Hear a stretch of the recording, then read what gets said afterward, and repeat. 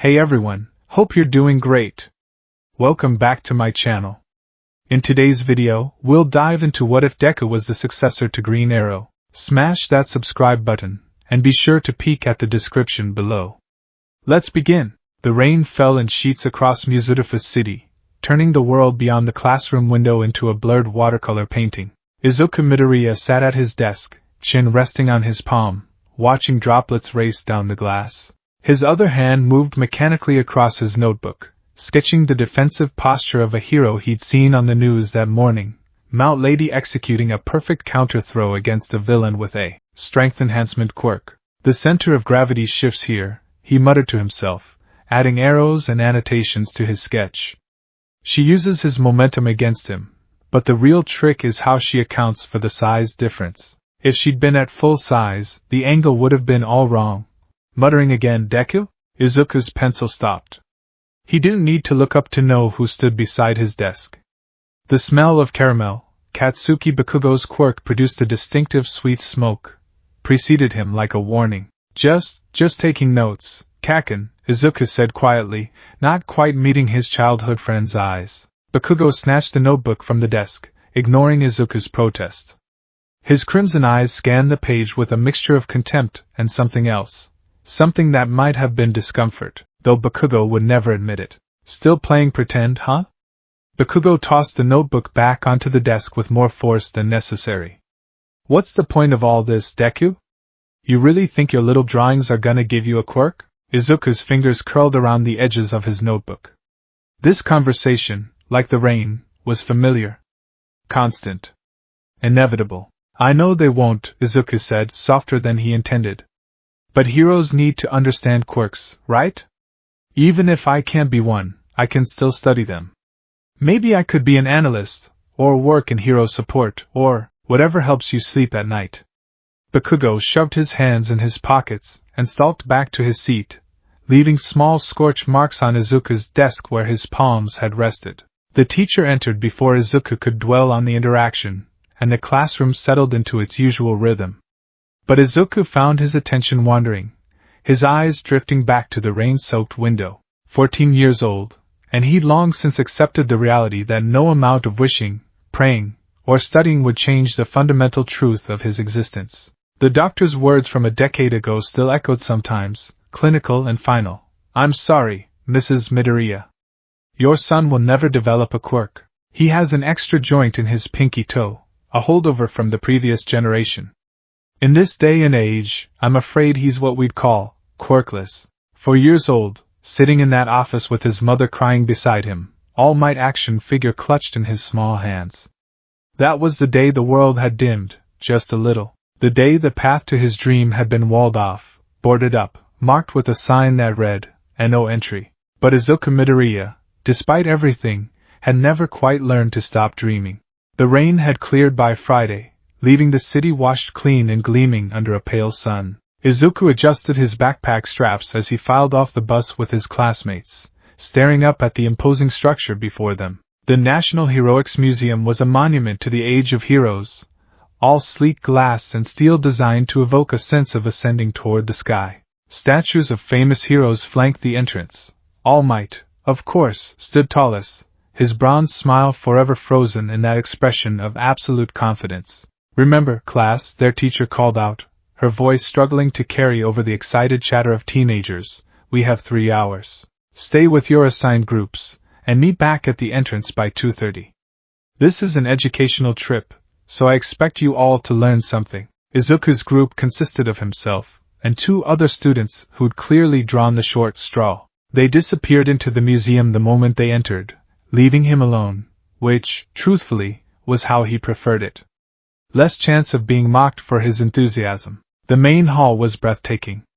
A holographic display showed the evolution of Heroes Society, from the chaos of the first quirk manifestations to the structured system of Heroes schools and licensing that existed today. Izuku moved through the exhibits slowly, absorbing every detail, his current notebook, number 13, filling steadily with observations. The quirk exhibition hall showcased the diversity of powers that had emerged over the past 2 centuries. The Hall of Costumes displayed the evolution of hero fashion, from simple masks to the complex support items that modern heroes relied on. The technology wing demonstrated how quirks and innovation had developed in tandem, each pushing the other forward. Izuku spent nearly an hour in the strategic combat section, studying dioramas of famous hero battles, analyzing positioning and teamwork. He was so absorbed in a display about the Four Elements hero team's takedown of the Shinjuku incident that he almost missed it, a smaller corridor branching off from the main hall, marked with a simple placard, "Special Exhibition, Heroes Throughout History." Curious, and with plenty of time before the meeting point, Izuku ventured down the hallway. The corridor was quieter than the main exhibitions, the walls decorated with photographs and paintings that seemed older than the museum itself. At the end, a single room waited, smaller and more intimate than the grand halls he'd been exploring. The lighting here was different, softer, almost reverent. And the focus was immediately clear.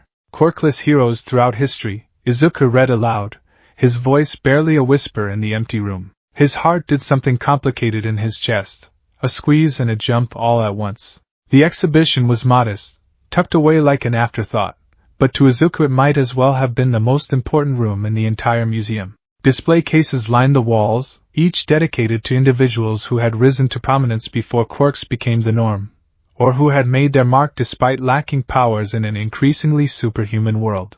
Detective Naomasa Tsukauchi, still active, actually, working with All Might himself. A quirkless man who'd become one of Japan's finest investigators through pure skill and determination. Knuckleduster, a vigilante from the early days of Quirk society who'd fought to protect his neighborhood with nothing but his fists and his conviction. Technically illegal, the placard noted, but remembered fondly nonetheless. And then, in the corner, a display that made Izuku stop breathing. The costume was green, forest green with black accents, and immediately iconic. A hood, a mask, a quiver of arrows. The bow itself was a work of art, its curves elegant and purposeful, the string taut even after all these years. But it was the description that made Izuku's hands shake as he pulled out his notebook. Oliver Queen, the Green Arrow. Active, 1995 to 2025. Location, Star City, USA, later Tokyo, Japan. Before the rise of quirks became the global norm, heroes existed who relied solely on skill, technology, and unwavering determination. Oliver Queen, known as Green Arrow, was one such hero. A master archer and tactician, Queen fought crime alongside some of the world's most powerful heroes despite having no superhuman abilities himself. Using a combination of specialized arrows, martial arts expertise, and strategic brilliance, Green Arrow protected Star City for decades. He was a founding member of the Justice League and mentor to several younger heroes. After retiring, Queen moved to Japan, where he lived until his death in 2025. Green Arrow stood as proof that heroism is not defined by power, but by choice. Izuku read the plaque 3 times, then 4. His pencil moved across the page almost of its own accord, sketching the costume, copying down every word, adding his own observations. No quirk. None. But he fought alongside the Justice League. That means he worked with Superman, with Wonder Woman, with heroes who could level cities. How? The arrows. Has to be the arrows. Specialized equipment, different types for different situations. But more than that, strategy. The placard says tactical brilliance. He couldn't overpower his enemies, so he had to outsmart them. There were photographs. A younger Oliver Queen, hood thrown back, standing beside other heroes, Americans mostly, from the early days of international heroics. An action shot of Green Arrow in mid-leap between buildings, bow drawn, arrow knocked. A candid image of him without the costume, older, smiling slightly at the camera with eyes that held both warmth and a hint of sadness. He looks normal, Izuku wrote. Just a person. But he was a hero. A real hero. Pretty cool, right? Izuku jumped, spinning around to find a museum curator standing in the doorway, an elderly woman with kind eyes and a museum badge that read volunteer. Sorry. Izuku stammered, bowing automatically. I wasn't touching anything, I was just... It's fine, dear. The woman laughed gently. I'm glad someone's interested in this exhibit. Most visitors stick to the main halls. The flashy quirk displays. She moved into the room, stopping beside Izuku to look at the Green Arrow display. This one's my favorite, actually. Did you know he lived in Tokyo for the last 15 years of his life? Izuku's eyes widened. Here? In this city? Well, in Japan, certainly. Tokyo specifically, I believe, though he kept to himself in retirement. The curator adjusted her glasses, studying the display with obvious fondness. There's not much information about those years. He was quite private. But before that, oh, the stories. Did you know he once stopped an alien invasion with nothing but trick arrows and a plan? Trick arrows? Izuku's pencil was ready. Oh yes. He couldn't rely on raw power, so he developed specialized arrows for every situation. Explosive arrows, net arrows, ones that release foam or smoke or flashbangs. He turned his limitation into an advantage, unpredictability. The curator smiled at Izuku's furious note-taking. Writing a report for school? Something like that, Izuku murmured, though that wasn't quite true. This wasn't for school. This was for him. For the part of him that had never quite accepted that heroism was closed off to people like him. The curator left him to his studying, and Izuku spent the remaining hour in that small room, filling page after page with sketches and notes and questions. By the time his phone alarm reminded him to head to the meeting point, he'd documented every display in the exhibition, with special attention paid to the green arrow. On the bus ride back, while his classmates chatted about the flashy quirk displays and the all-might merchandise in the gift shop, Izuku stared at his notebook, at the sketch he made of a man with a bow and arrow, standing tall despite having no powers at all. If he could do it, Izuku thought, then maybe. But no. That was a different time, a different place. Japan had hero schools now, licensing requirements, quirk regulations. There was no room in modern hero society for someone who fought with arrows and determination. Was there? The thought wouldn't leave him alone. That night, after dinner, Izuku sat at his desk and opened his laptop. His room was a shrine to All Might, posters, action figures, limited edition merchandise. But for the first time in years, he found himself researching a different hero. Oliver Queen. Green Arrow. The Emerald Archer. The internet had more information than the museum, though much of it was fragmented. Video footage from the early 2000s showed Green Arrow in action, the fluidity of his movements, the precision of his shots, the way he used his environment as a weapon. Izuku watched one clip 17 times, a fight against a villain with super strength where Green Arrow used a series of perfectly placed arrows to bring down a building's scaffolding, trapping his opponent without ever engaging directly. Strategy, Izuku typed into his notebook. Don't fight on their terms. Change the battlefield. News articles detailed Green Arrow's career, his partnership with Black Canary, his work with the Justice League. Opinion pieces debated whether powerless heroes were reckless or inspiring. Interviews, rare, but available, showed a man who was thoughtful and passionate, who spoke about heroism as a choice rather than a destiny. Izuku? It's getting late, honey. His mother's voice was gentle from the doorway. Inko Midoriya stood there in her house clothes, smiling that worried smile she'd perfected over the years. Sorry, Mom. Just researching something for school. The lie came easily, though it tasted bitter. Inko stepped into the room, glancing at the laptop screen. Green Arrow? I remember him. He retired before you were born, I think. One of those American heroes. She looked at her son, and Izuku saw understanding dawn in her eyes. Izuku, he didn't have a quirk, Mom. The words tumbled out before he could stop them. He fought alongside Superman and Wonder Woman, and he didn't have any powers at all. He was just really skilled. Inko sat on the edge of his bed, her hands folding in her lap. This was dangerous territory for both of them. The conversation they'd had 100 times, in 100 different ways, always circling back to the same painful truth. That was a different era, she said softly. Before quirks became so prevalent. Before hero society was so structured. I know. Izuku did know. He'd had the same thought himself on the bus. It's interesting, that's all. From a historical perspective, his mother looked like she wanted to say more, maybe to apologize again, like she had when he was 4, tears streaming down her face as she held him and said I'm sorry over and over, as if his lack of a quirk was somehow her fault. As if she'd failed him.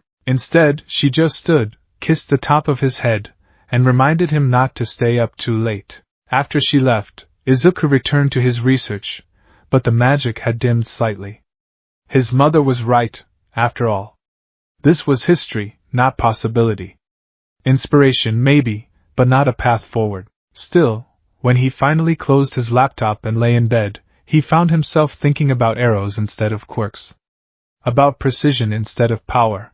About a man who'd chosen to be a hero despite the world telling him he couldn't. Sleep came slowly, and with it, dreams of green and gold. The idea started as a whisper and grew into a shout. It happened gradually over the next week. Izuku couldn't stop thinking about Green Arrow, couldn't stop analyzing the footage he'd found, couldn't stop wondering. His hero analysis notebooks, the ones he'd been keeping since elementary school, began to shift focus. Instead of just documenting quirks and their applications, he started noting tactics, strategies, ways that heroes used their environments and support equipment. And then, on a Saturday morning, he found himself at a sporting goods store, staring at the archery section. The bows were beautiful in their simplicity. Recurve bows, compound bows, traditional longbows, each with its own advantages and purposes. Price tags that made Izuku wince. He'd been saving his allowance for months, hoping to buy the new All Might limited edition figure, but standing here, looking at these weapons that were also tools that were also potentially something more. "Can I help you?" The store clerk was a young man, probably college-aged, with a quirk that made his eyes slightly larger than normal. Better vision, Izuku cataloged automatically. I want to learn archery, Izuku said, the decision crystallizing as he spoke. But I don't know where to start. The clerk's expression shifted to something genuinely helpful. First time? Okay, well, you don't want to go too expensive right off the bat. You learning for sport or... Sport, Izuku said quickly. Just interested in learning a new skill. 20 minutes later, Izuku left the store with a basic recurve bow, a dozen practice arrows with rubber tips, and a significantly lighter wallet. The bow wasn't fancy. The clerk had called it a beginner's model.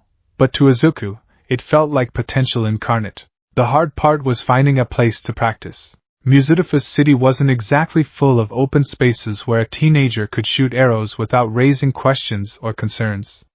The public parks were too crowded, too visible. His apartment was obviously out of the question. For 2 days, the bow sat in his closet, hidden behind old boxes, while Izuku searched for a solution. He found it by accident. On Monday, taking a different route home from school to avoid Bakugo and his friends, Izuku cut through an older part of town where redevelopment hadn't quite reached. Abandoned lots waited between buildings like missing teeth, and at the end of a narrow street, he found it, a fenced-off area that had once been some kind of storage facility, now left to decay and be forgotten. The fence had gaps. The lot beyond was concrete and weeds, private enough to be isolated but not so remote as to be dangerous. And most importantly, one wall was still standing, old brick, solid, perfect for setting up a target. Izuku looked around carefully, confirmed no one was watching, and slipped through the fence. The lot smelled of dust and old rain.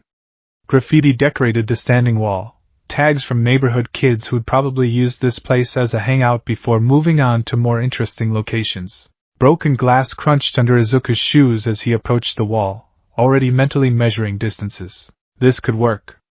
This could actually work. That evening, Izuku returned with the bow, the arrows, and a target he'd made from cardboard and markers, just a simple bullseye, red center, expanding rings. He propped it against the wall, paced back what felt like a reasonable distance. He looked up beginner archery distance, and found recommendations for 10 meters, and took his stance. The bow felt awkward in his hands.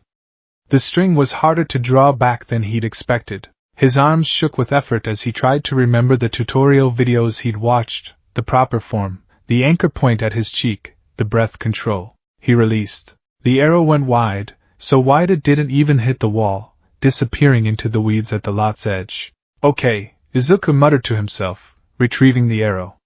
Okay, that's fine. First shot. Adjust. Second shot hit the wall, 3 feet left of the target. Third shot, still left, but closer. Fourth shot, right of the target. By the time the sun set and visibility became an issue, Izuku had fired 37 shots and hit the actual target exactly 0 times. His arms ached. His fingers were raw from the string. His shoulder throbbed from the recoil he hadn't been properly bracing for, and he never felt more determined in his entire life. It became a routine, Monday through Friday school, homework, an hour or 2 at the lot practicing. Weekends, longer sessions, sometimes 3 or 4 hours, until his body literally couldn't continue. Izuku told his mother he joined an after-school study group, which was technically true if you considered studying the trajectory of arrows in flight. The first week was humbling. Hitting the target remained a challenge, let alone the bullseye. His form was terrible. He could see it in the way the arrows wobbled in flight, in the inconsistency of his shots. But Izuku had always been good at analysis, and he turned that analytical eye on himself. He recorded videos of his practice sessions, compared them to professional archers online, identified the discrepancies. His elbow was dropping. His release wasn't clean. His stance was too rigid. Each problem became a puzzle to solve, and Izuku loved puzzles. Arrow flight path is parabolic, he wrote in a new notebook, one dedicated entirely to archery. Need to account for drop over distance. Also wind, though minimal in the lot. Biggest issue, consistency. Can't hit the same spot twice because my form varies too much. Need muscle memory. The second week, he hit the target for the first time. Not the bullseye, not even close, but the arrow struck cardboard instead of brick. Izuku actually shouted in triumph, then looked around guiltily to make sure no one had heard. The third week, Bakugo noticed something was different. You've got bruises on your arm, he said, not quite a question, during a break between classes. His eyes were sharp, searching. You getting into fights, Deku? Izuku tugged his sleeve down quickly, covering the telltale marks from the bowstring. Just clumsy. You know me. Yeah. I know you. Bakugo's gaze lingered a moment longer, suspicious, before he turned away with a dismissive sound. Whatever, nerd. Close call. Izuku started wearing long sleeves even as the weather warmed, and he looked up archery arm guard that evening. Another expense, another chunk of saved money, but necessary. The fourth week, something clicked. Izuku couldn't explain exactly what changed. Maybe his muscles had finally developed the memory he'd been drilling into them. Maybe his brain had finally processed all the variables into instinct. Maybe it was just luck. But suddenly, the arrows were going where he wanted them. Not perfectly. Not every time. But enough. Enough to hit the target more often than not. Enough to occasionally strike near the center. Enough to feel like progress, real and tangible. The bow is an extension of intention, he wrote. You don't aim so much as you visualize the path and trust your body to create it. The more I think, the worse I shoot. The more I feel, the better. Strange. Not what I expected. He started experimenting. Different distances. Different angles. Shooting from a crouch. Shooting while moving badly, but improving. He set up multiple targets, practiced switching between them rapidly. He researched different arrow types and wondered if he could modify his practice arrows, make them do different things. One evening, after a particularly good session where he'd hit the bullseye twice in 50 shots, Izuku sat against the wall with his water bottle, sweaty and exhausted and oddly content. His notebook lay open beside him, filled with trajectory calculations and form notes, and sketches of different bow types. Why am I doing this? He asked the empty lot. The question wasn't rhetorical. He genuinely wanted to know. Was this about heroism? About proving something? About Green Arrow specifically, or about the idea that skills could matter in a world of quirks? Maybe it was simpler than that. Maybe it was just that, for the first time since he was 4 years old, Izuku had found something that made him feel capable. Not analytical, not useful in a support role, but actually, personally powerful. The bow didn't care that he was quirkless. The arrows flew based on his skill, not his genetics. When he hit the target, it was because he'd earned it. I'm doing this because I can, Izuku said aloud, answering his own question. Because I want to. Because maybe it matters. The lot offered no response, but Izuku felt something settle in his chest anyway. Determination, maybe? Or purpose. He picked up his bow and returned to practice. 6 weeks after that trip to the museum, on a Friday evening with the sun painting the sky orange and gold, Izuku achieved it. Bullseye. Not once, but 3 times in a row. The arrows clustered in the center of his target, the cardboard already worn and replaced twice over, and for a moment Izuku could only stare. Then it hit him, the reality of what he'd accomplished. 6 weeks ago, he couldn't hit the wall. Now he was landing precision shots. Not perfect, not consistent enough, but real. Measurable. Undeniable. The tears came without permission, hot and overwhelming. Izuku sank to his knees on the concrete, bow clutched in his hands, and cried like he hadn't since the day the doctor told his mother that her son would never be special. But these weren't tears of grief. I did it, he whispered, then louder, voice cracking. I did it. No quirk. No power. Just practice and determination and countless hours of failing until failing became learning, became succeeding. The bow had given him this. Green Arrow, a man he'd never met, a hero from a different time and place, had given him this, not directly, but through example, through the simple proof that it was possible to be more than the world expected. Izuku wiped his eyes, laughing a little at himself, and stood. He retrieved his arrows, set up for another round. The sun was setting, but he had a little more time. He always wanted a little more time. He drew the bow, the motion smooth now, almost natural. Anchored at his cheek. Breathe out. Released. Bullseye. Behind him, hidden in the shadow of the building across the street, a figure watched. The man was old, his hair white, his face weathered by time and old battles. He leaned on a cane, but his posture suggested the cane was more habit than necessity, and his eyes, sharp, calculating, observant, were fixed on the boy with the bow. He'd been watching for 3 weeks now, ever since a colleague at the museum mentioned a green-haired kid who'd spent an hour in the Quirkless Heroes exhibit, taking notes like his life depended on it. Curiosity had brought him here that first time. He'd been prepared to watch a kid play around for a few days before getting bored and moving on to something else. Instead, he'd witnessed dedication. Progress. A kind of hungry determination that reminded him of someone he used to know, reminded him of himself, 60 years ago, stranded on an island with nothing but a bow and the will to survive. The boy fired again. Another bullseye. Then another. The old man counted, 7 in a row before one went wide. Not bad. Actually, for 6 weeks of self-teaching, it was extraordinary. The boy was crying again, the old man noted. Happy tears this time, mixed with exhaustion and triumph. The kid packed up his equipment carefully, hiding the bow and arrows in a bag before slipping out through the gap in the fence. The old man waited until the boy was gone before stepping out of the shadows. He approached the lot slowly, his cane tapping against the pavement, and studied the target on the wall. 7 arrows in the bullseye. Tight grouping. Consistent form suggested by the pattern. Oliver Queen smiled, something he didn't do often these days. Well, he murmured to the empty air, his voice rough with age and disuse. Isn't that interesting? He'd retired 15 years ago, hung up his bow and arrows, left that life behind. Moved to Japan to spend his remaining years in peace, away from the Cape Ankle world he'd inhabited for so long. He'd been a hero. He'd done his part.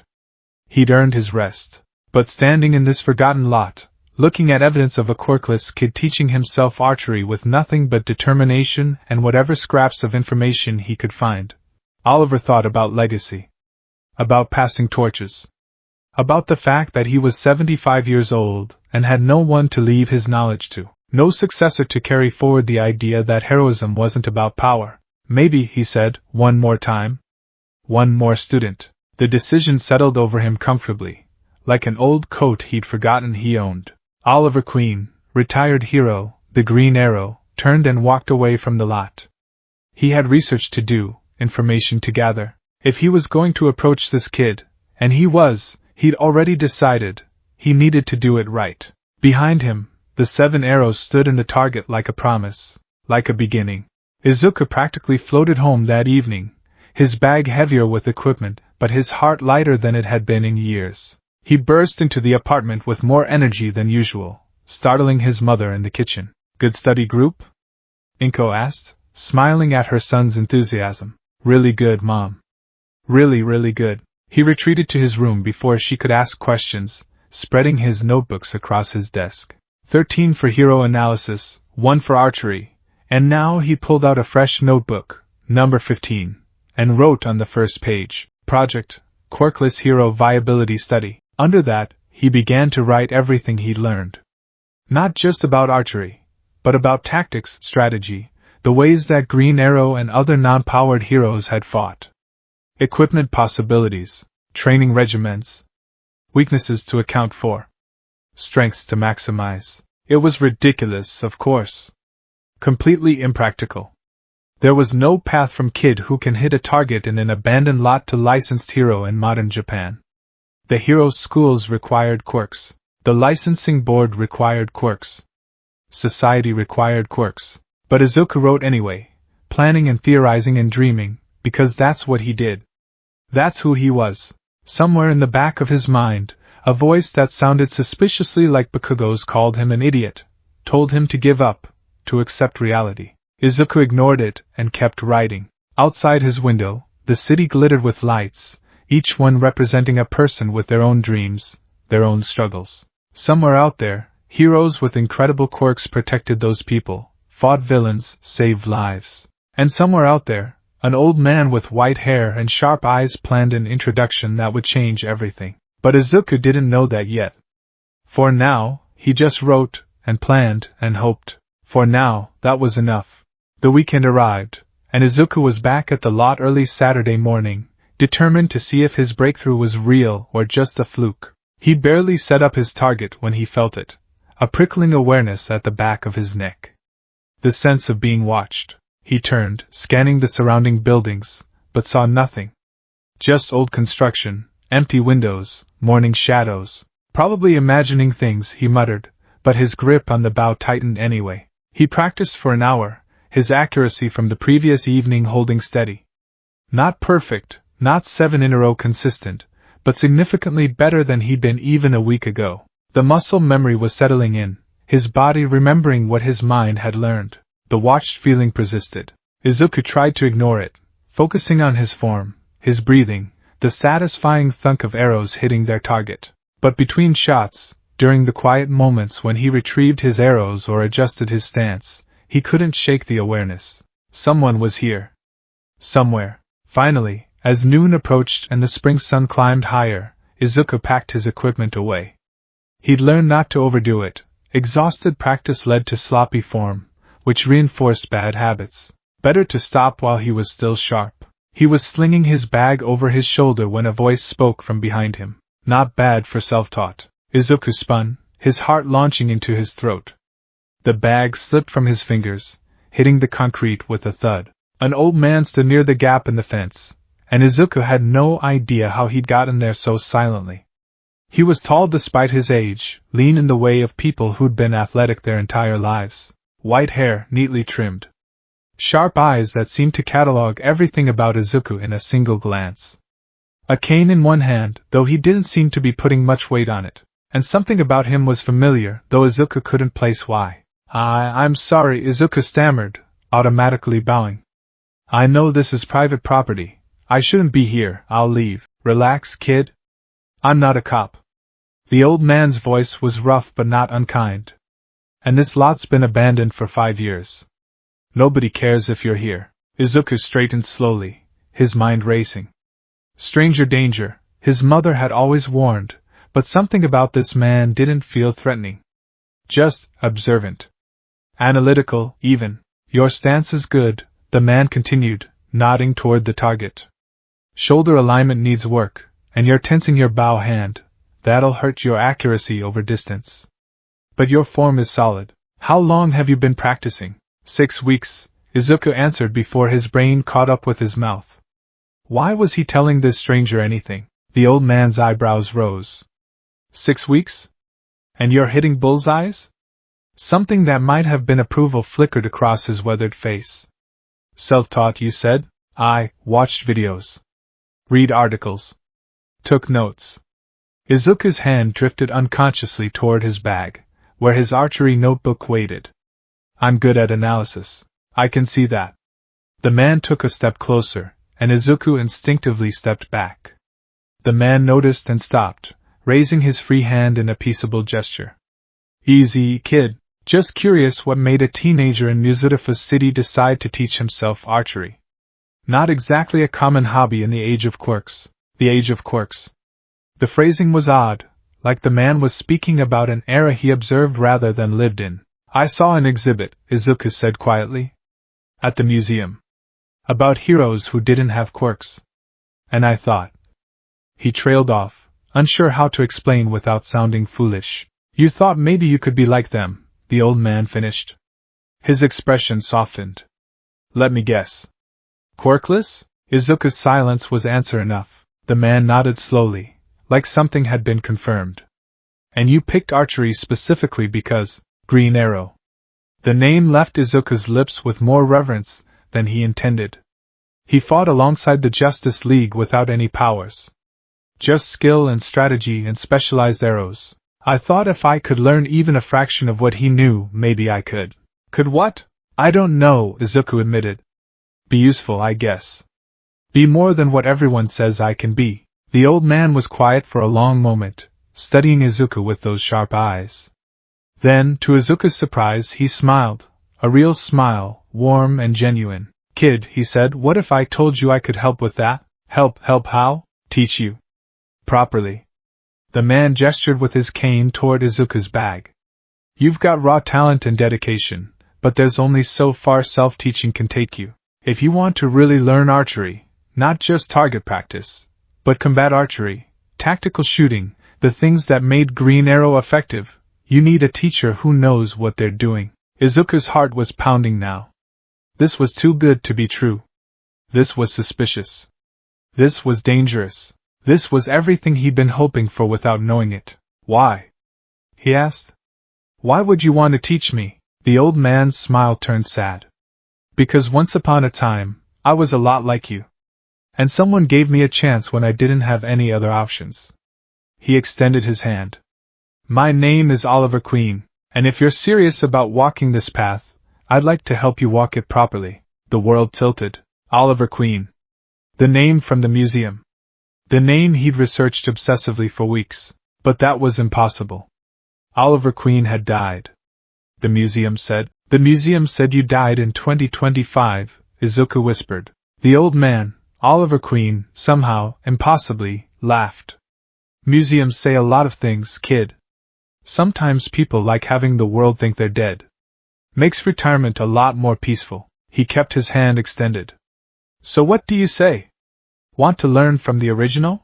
Izuku stared at that weathered hand, at the scars he could see on the knuckles, at the calluses that matched his own developing ones. This was crazy. This was impossible.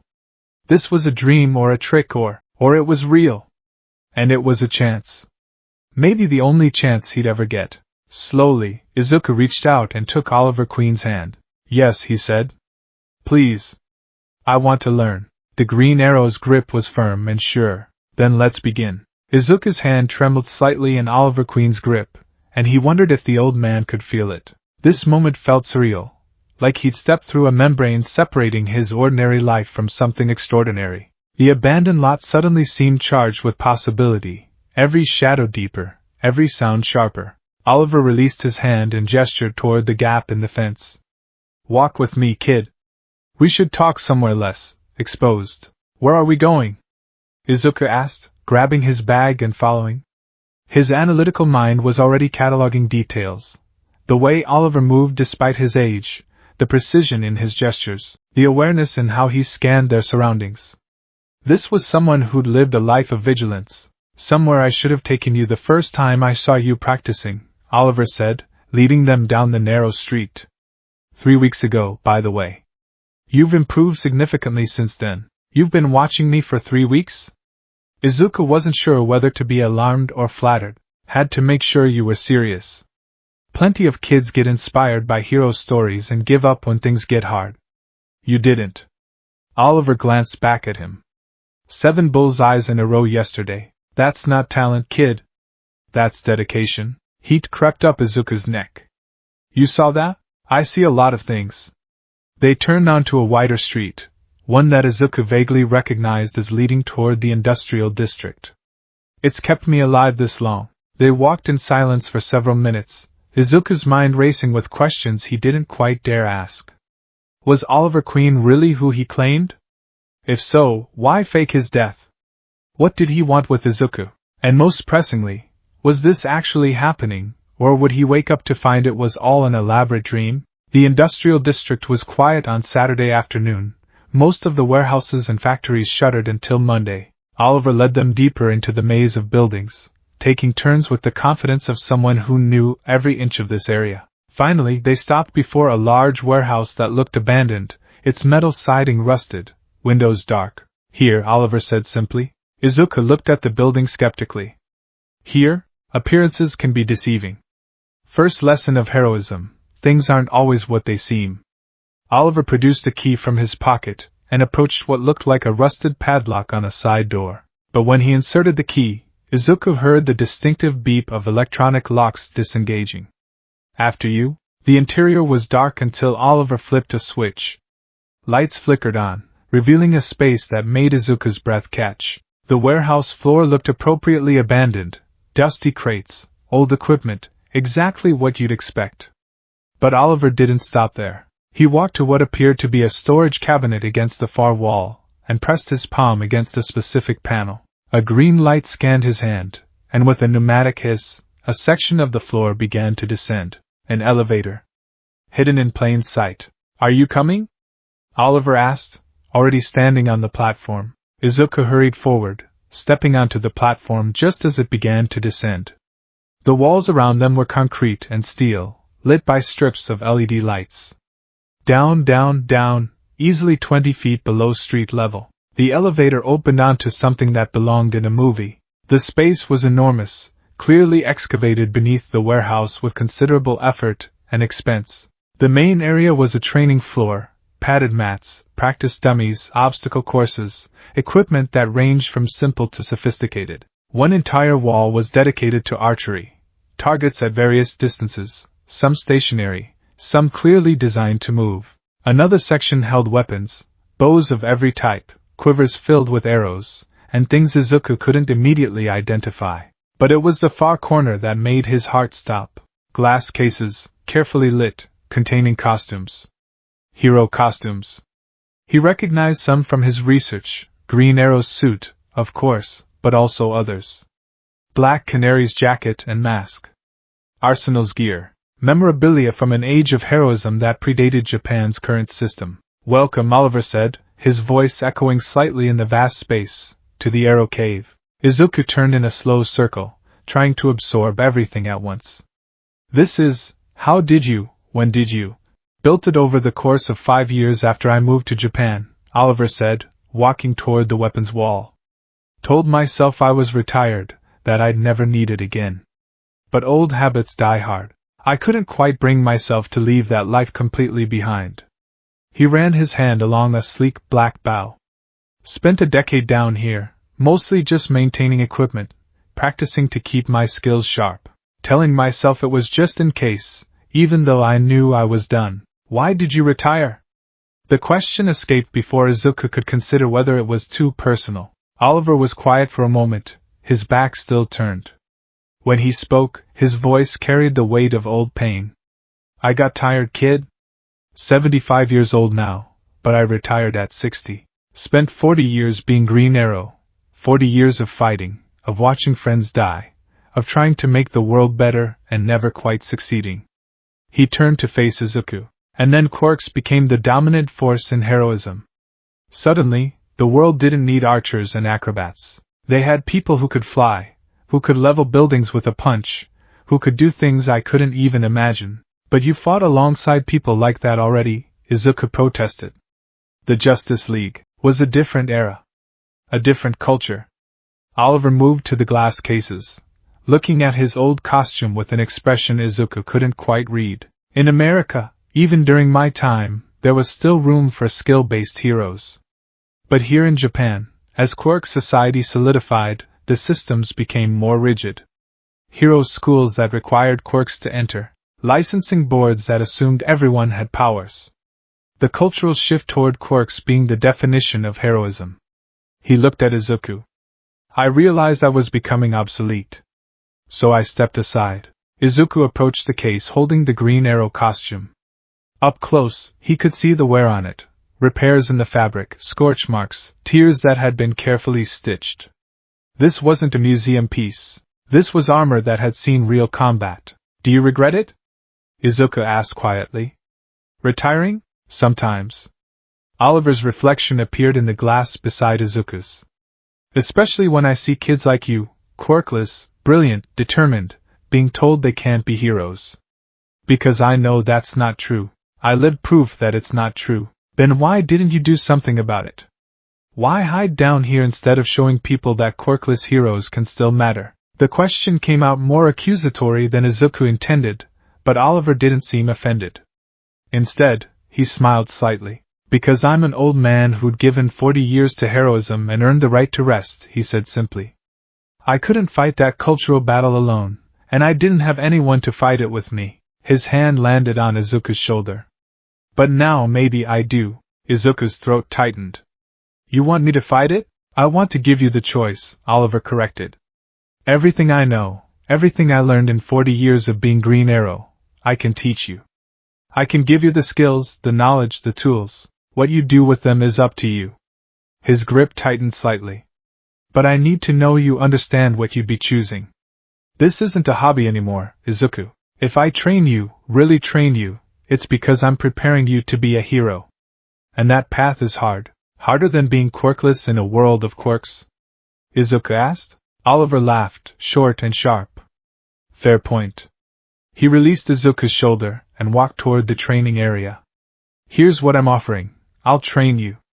Properly. Not just archery, but everything. Hand-to-hand combat, tactics, strategy, stealth, first aid, equipment maintenance. Everything I know about being a hero without powers. Why? Izuku followed him. You said you watched me for 3 weeks to make sure I was serious. But there has to be more to it than that. Why me? Oliver stopped beside a training dummy, his hand resting on its shoulder almost affectionately. You know how old I am, kid? 75. I've beaten the odds for a non-powered hero, but I'm not immortal. In 5 years, maybe 10 if I'm lucky, I'll be gone. He looked at Izuku with those sharp, sad eyes. And everything I learned, everything I built, all the proof that you don't need powers to be a hero, it'll die with me. Unless I pass it on. You want a successor, Izuku said, understanding dawning. I want to make sure the idea survives, Oliver corrected. Green Arrow isn't about me. It's about the principle that heroism is a choice, not a genetic lottery. You could be that principle's next champion, if you're willing. Izuku's mind spun. A week ago, his greatest ambition was hitting a bullseye consistently. Now he was being offered, what? A legacy? A purpose? The very thing he'd been told his entire life he could never have. I need to think about it, he said, the words feeling inadequate even as he spoke them. Good. Oliver's approval was immediate. If you'd said yes right away, I'd have been worried. This deserves thought. He checked his watch. It's almost 1. You should get home, have lunch, talk to your mother. My mother? Izuku's stomach dropped. I can't tell her about this. She'd worry, yes. Mothers do that. Oliver's expression softened. But if you're going to train seriously, she needs to know. Not every detail, maybe, but the truth. I won't train you behind your parents' back, kid.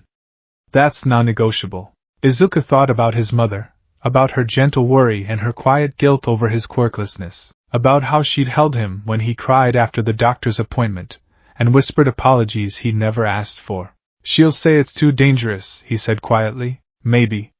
Or maybe she'll surprise you. Oliver walked to the elevator and gestured for Izuku to follow. Either way, that's my condition. You want my training? Your mother needs to know and approve. The train ride home felt both too short and endless. Izuku stared at his reflection in the window, trying to organize his thoughts into something coherent enough to explain to his mother. Mom, I met a legendary hero who everyone thinks is dead, and he wants to train me to be his successor in his secret underground base. Yeah, that would go over well. By the time he reached his apartment, Izuku had rehearsed the conversation 17 different ways and rejected all of them. He found his mother in the kitchen, preparing an early dinner, humming softly to herself. Izuku! You're home earlier than usual. Inko smiled at her son, then frowned slightly. Is everything all right? You look pale. Mom, I need to tell you something. The words came out before he could second-guess them again. And I need you to listen to the whole thing before you respond, okay? Inko's expression shifted to concern, but she nodded, drying her hands on a towel. All right. Let's sit down. They moved to the living room, sitting across from each other on the couch. Izuku took a deep breath and began. He told her about the museum, about the Green Arrow exhibit, about teaching himself archery in the abandoned lot. Inko's expression cycled through surprise, concern, and something that might have been hurt that he'd kept this from her. But she kept her promise and stayed quiet. Then he told her about Oliver Queen. Wait, Inko interrupted despite herself. Oliver Queen? The hero from the museum? But he's not dead, Izuku confirmed. Living in Mizudafu. And he's been watching me practice. And today he revealed himself and offered to train me. Really train me? Everything he knows about being a hero. Inko stood abruptly, pacing to the window. Izuku, this is a lot. I know. A stranger approaches you, claims to be a dead hero, and wants to train you? She turned back, worry clear on her face. How do you know he's really Oliver Queen? How do you know this isn't some kind of trap or, he has the Arrow Cave, Izuku said. A whole training facility underground, with his old costumes and equipment. Real equipment, Mom, stuff that matches the historical records exactly. And the way he moves, the things he knows about archery and hero work. He met his mother's eyes. It's really him. Inko sank back onto the couch. And he wants to train you to be a hero. To give me the choice, Izuku corrected, echoing Oliver's words. He'll teach me the skills. What I do with them is up to me. Izuku, honey. Inko's voice cracked slightly. You know how dangerous hero work is. Even with powerful quirks, heroes die. You'd be going into that world with no powers at all. I know. And he did. Izuku had analyzed hero mortality rates, had studied the risks, had memorized the statistics that everyone preferred not to talk about. But Mom, I've spent my whole life being told I can't be a hero. And I accepted it because I thought it was true. But what if it's not? What if there's another way? Inko was crying now, tears sliding silently down her cheeks. I just want you to be safe. To be happy. Izuku moved closer, taking his mother's hands. I know you do. And I love you for it. But Mom, I've never been happy accepting that I can't be a hero. I've tried. I really have. But this thing inside me that wants to help people, that wants to make a difference, it won't go away. You could help people in other ways, Inko said, but her voice lacked conviction. They'd had this conversation before, in various forms. Support items. Analysis. Management. All important roles, but none of them what Izuku truly wanted. I could, Izuku agreed. And maybe after meeting with Mr. Queen, after hearing what the training involves, I'll decide that's the better path. But I want the chance to try. Please, Mom. Just the chance. Inko was quiet for a long time, her hands tied around Izuku's. When she finally spoke, her voice was small. I want to meet him. This Oliver Queen. If I'm going to let my son train with someone, I need to look him in the eye. Relief flooded through Izuku. Not approval, not yet, but not rejection either. I can ask him. I'm sure he'd agree, and I want to see this facility. I want to know exactly what kind of training we're talking about. Okay, and Izuku? Inko's grip tightened.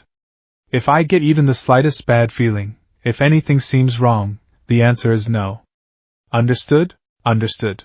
Inko pulled her son into a hug, holding him tightly. You're going to give me a heart attack one of these days. Izuku hugged her back, breathing in the familiar comfort of his mother's embrace.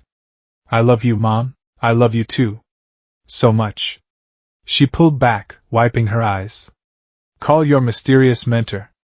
Set up a meeting for tomorrow.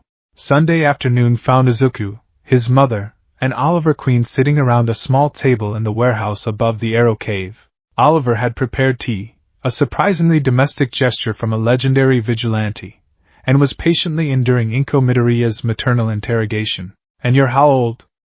Inko asked for the second time. 75, ma'am, Oliver repeated calmly. And you were a hero for 40 years? Active duty, yes.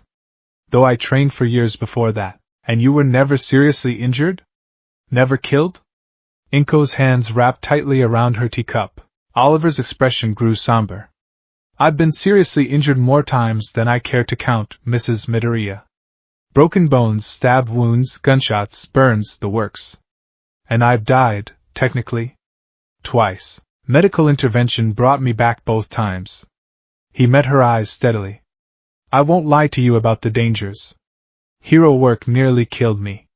Did kill some of my friends and partners. It's brutal, and it's dangerous, and anyone who says otherwise is selling something. The blunt honesty seemed to catch Inko off guard.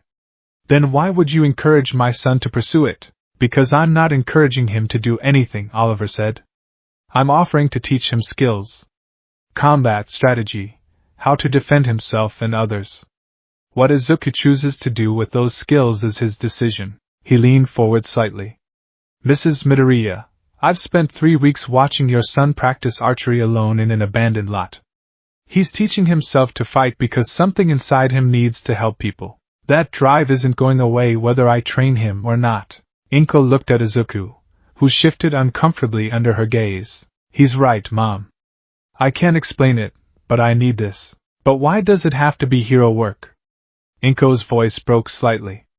Why can't you just be normal? Be safe? Before Izuku could answer, Oliver spoke. Because normal for your son means watching other people help while he stands on the sidelines. Because safe means suppressing the part of himself that sees someone in trouble and wants to do something about it. His voice gentled. I know it's terrifying. If I had a child, I'd be terrified too. But Izuku has something that can't be taught, the heart of a hero. I can give him the skills to match that heart, or I can leave him to figure it out alone.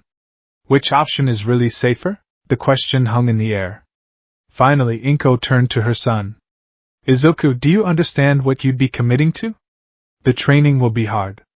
The risks will be real, and there's no guarantee that Hero Society will even accept you, no matter how skilled you become. I know, Izuku said quietly. But I want to try anyway. Inko looked between her son and Oliver for a long moment. Then she sighed, a sound of resignation and acceptance, and lingering fear all mixed together. I want to see the training facility, and I want weekly updates on Izuku's progress. And if he gets seriously hurt, training stops immediately, Oliver finished. You have my word, Mrs. Midoriya. Then. Inko took a shaky breath. Then I suppose I can't stop you. Either of you. Izuku felt tears prick at his eyes. Thank you, Mom. Don't thank me yet. I reserve the right to change my mind if this gets out of hand. But she was smiling slightly through her worry. Oliver stood, gesturing toward the hidden elevator. Would you like the tour? The arrow cave had the same impact on Inko that it had on Izuku, though her reaction was more alarm than awe. She walked through the space with wide eyes, taking in the weapons, the training equipment, the hero memorabilia. This is extensive, she said, which Izuku recognized as his mother's polite way of saying overwhelming. 40 years of accumulated equipment and knowledge, Oliver said. All of it at Izuku's disposal, if he chooses to train with me. Inko stopped before the glass case holding Green Arrow's costume. You really did all this without powers? I really did. How? Oliver considered the question. Preparation. Strategy. Never fighting fair if I could help it. And accepting that I'd fail sometimes, get hurt sometimes, but showing up anyway. He glanced at Izuku. Your son has the analytical mind for it. The dedication. With training, he could be better than I ever was.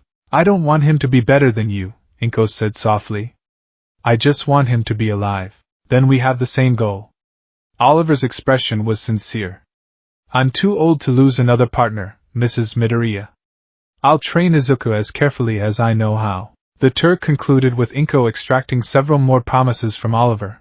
Regular safety checks. Proper protective equipment. Nothing too dangerous too quickly. Oliver agreed to all of it with patient understanding, and Izuku realized that the old hero had probably expected this, had perhaps even appreciated his mother's protectiveness. As they rode the elevator back up, Inko pulled Izuku aside. "Are you absolutely sure about this?" "More sure than I've been about anything," Izuku said honestly. Inko nodded slowly. "Then I'll support you." "But Izuku? Promise me you'll be careful. Promise me you won't take unnecessary risks." "I promise, Mom." She hugged him tightly, and over her shoulder, Izuku saw Oliver watching with an expression of quiet approval. Monday after school, Izuku returned to the warehouse alone, his school uniform exchanged for workout clothes. Oliver was waiting in the Arrow Cave, dressed in simple athletic gear that revealed exactly how fit he still was despite his age. "Your mother is a formidable woman," Oliver observed. "Reminds me of someone I used to know." "She's protective," Izuku said, setting down his bag. "She should be. You're her son, and this is dangerous." Oliver gestured to the training area. "Speaking of which, let's establish some ground rules. First, you follow my instructions exactly. I know what I'm doing, and deviation from training protocols can lead to injury." "Understood." "Second, you tell me immediately if something hurts beyond normal muscle fatigue. I need to know the difference between this is hard and I'm injured." "Okay." Third, training happens 4 times a week, Monday, Wednesday, Friday, and Saturday. 2 hours each session.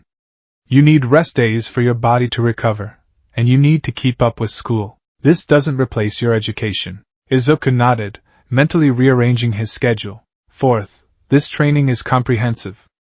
It's not just about shooting arrows.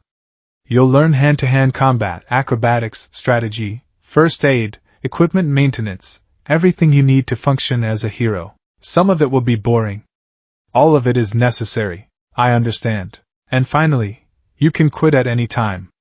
No shame, no judgment. If you decide this isn't for you, we shake hands and part as friends. Oliver's expression was serious. "This is a choice, Izuku. It stays a choice."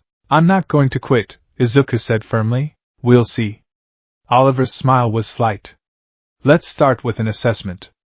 I need to know what I'm working with, your current fitness level, flexibility, coordination, all of it. Stripped down to shorts and a t-shirt." The next hour was humbling. Oliver put Izuku through a series of exercises and tests, noting everything on a tablet. Push-ups, Izuku managed 12 before his form collapsed. Pull-ups, he couldn't do a single one. Running, he made it 6 minutes before he had to stop, gasping. Flexibility tests, balance tests, coordination drills. At each one, Izuku felt his inadequacy more keenly. "I'm sorry," he panted after failing to complete a basic agility course. "I know I'm not in good shape, but I'll work harder. I'll stop." Oliver's command was gentle but firm. "You're 14 years old, and you've never had formal athletic training. I'm not judging you, Izuku. I'm establishing a baseline. Everyone starts somewhere, but you need a successor who's capable, and you're exactly where you should be for someone your age and experience." Oliver made a few more notes. "When I was your age, I was a rich kid who never worked hard at anything. Couldn't do a pull-up either. The island changed that, but it took time." He set down the tablet. "The question isn't where you are now. It's whether you're willing to put in the work to improve." Izuku straightened despite his exhaustion. "I am. Good. Then let's talk training plan." Oliver pulled up a program on his tablet, showing it to Izuku. "We'll start with basic conditioning, building strength, endurance, flexibility. Boring stuff, but essential. Can't fight effectively if your body gives out. Simultaneously, we'll work on basic martial arts. Simple self-defense first, more complex techniques as your fitness improves." "What about archery?" Izuku asked. "You'll continue practicing, but we're going to rebuild your form from the ground up. You've developed some bad habits teaching yourself. Better to correct them now before they become ingrained." Oliver scrolled through his plan. "In about 3 months, once you have a solid foundation, we'll start introducing tactical training. Strategy, observation, analysis applied to combat situations." 3 months felt like forever. Izuku must have shown his disappointment because Oliver chuckled. "I know, kid. You want to jump straight to the exciting stuff. But trust me, You try to learn advanced techniques on a weak foundation, you'll just hurt yourself and have to start over anyway. He closed the tablet. Patience is part of the training too. Yes, sir, and don't call me sir. Makes me feel ancient. Oliver's smile was wry. Oliver is fine. Or if you're feeling dramatic, you can call me sensei like those anime kids. Despite his exhaustion, Izuku laughed. The rest of the session focused on teaching Izuku proper form for basic exercises. How to do a push-up correctly. How to engage his core. How to breathe during exertion. It was tedious and frustrating, especially when Oliver made him repeat the same movement over and over until it was perfect. Your body is learning, Oliver explained when Izuku expressed frustration. Muscle memory isn't built in a day. It's built through correct repetition. Do it right 1,000 times, and eventually, your body will do it right automatically. By the end of 2 hours, Izuku was drenched in sweat and trembling with fatigue. Oliver handed him a water bottle and a protein bar. Eat. Hydrate. Then we'll stretch out, just as important as the workout itself. The stretching was almost worse than the exercises, revealing exactly how inflexible Izuku was. But Oliver was patient, guiding him through each stretch, explaining what muscles they were targeting and why. Flexibility prevents injury and improves performance, Oliver said as Izuku grimaced through a hamstring stretch. An archer needs flexibility in the shoulders, back, and hips especially. We'll work on it. Finally, blessedly, the session ended. Izuku could barely stand. How do you feel? Oliver asked. Like I've been hit by a truck, Izuku admitted. Good. That means we worked hard. Oliver helped Izuku to his feet. You're going to be sore tomorrow. Probably very sore. That's normal. Stretch before bed, take a hot bath if you can, and don't skip the protein. Your muscles need it to repair. Izuku nodded, gathering his things with arms that already ached. Izuku. Oliver's voice stopped him at the elevator. You did well today. Better than I expected for a first session. The praise warmed something in Izuku's chest. Really? Really? You listened, you tried, you didn't complain? That's more than some people manage. Oliver's expression was approving. See you Wednesday. Be ready to work. Tuesday, Izuku discovered what real muscle soreness felt like. Every movement was agony. Getting out of bed required a 5-minute internal pep talk. Climbing stairs to school felt like scaling a mountain. His classmates noticed. Dude, why are you walking like a robot? One asked during lunch. New workout routine, Izuku mumbled, which was true enough. Bakugo's eyes narrowed. Since when do you work out, Deku? Since recently. Izuku focused on his food, avoiding his childhood friend's searching gaze. Whatever. Not like it'll help you grow a quirk. The old insult, but somehow it stung less than usual. Izuku had something now, a secret, a purpose, a path forward. Bakugo's mockery couldn't touch that. Wednesday's training session was brutal in new ways. Oliver pushed Izuku through the same exercises, adding just slightly more repetitions, extending running times by tiny increments. Izuku's sore muscles screamed in protest, but he gritted his teeth and pushed through. Pain is information, Oliver said as Izuku struggled through his 15th push-up. Learn to distinguish between this is hard and this is harmful. Hard is good. Harmful means stop. Izuku made it to 17 push-ups before his form collapsed. Better than Monday, Oliver noted.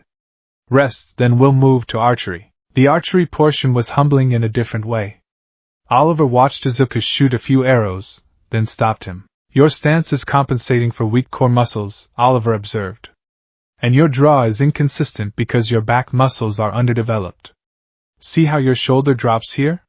He demonstrated. That's affecting your accuracy. They spent an hour breaking down Izuku's form, correcting tiny details. By the end, Izuku was shooting worse than before, his body confused by the corrections. This is frustrating, Izuku admitted. Rebuilding always is. You're breaking bad habits and building good ones. It'll get worse before it gets better, but once the new form sets in, you'll be significantly more accurate and consistent. Oliver demonstrated a perfect draw, his form textbook despite his age. Took me 6 months of daily practice to get this smooth. Be patient with yourself. Friday brought more of the same, conditioning, form corrections, exhaustion. But Izuku was starting to notice small improvements. 18 push-ups. 7 minutes of running. Slightly better flexibility in his shoulders. Saturday, Oliver introduced something new. Today, we're starting basic self-defense, he announced. Before you can learn to fight, you need to learn to fall. For 2 hours, Oliver taught Izuku how to break falls, how to roll, how to take impacts safely.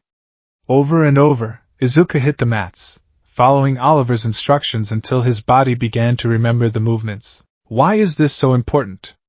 Izuku asked during a water break. Because fighting isn't like the movies. You'll get hit. You'll lose your balance. You'll fall. Knowing how to fall safely can be the difference between getting back up and getting seriously hurt. Oliver demonstrated a role that would have seemed impossible for a man his age. Plus, acrobatics are essential for an archer. You need to be mobile, to move through three-dimensional space. That starts with mastering how your body moves and falls. The session ended with more conditioning, Izuku's new normal, and another round of stretching. You survived week 1, Oliver said as Izuku prepared to leave. How do you feel? Tired? Sore? Frustrated? Izuku considered. But also, good. Like I'm actually doing something. That's the right attitude. Oliver walked with him to the elevator. Next week, we'll increase the intensity slightly. And we'll start incorporating weapons training, staff work first. It'll help with coordination and spatial awareness. Izuku nodded, already mentally preparing himself. At the elevator, Oliver stopped him with a hand on his shoulder. Izuku, I want you to understand something.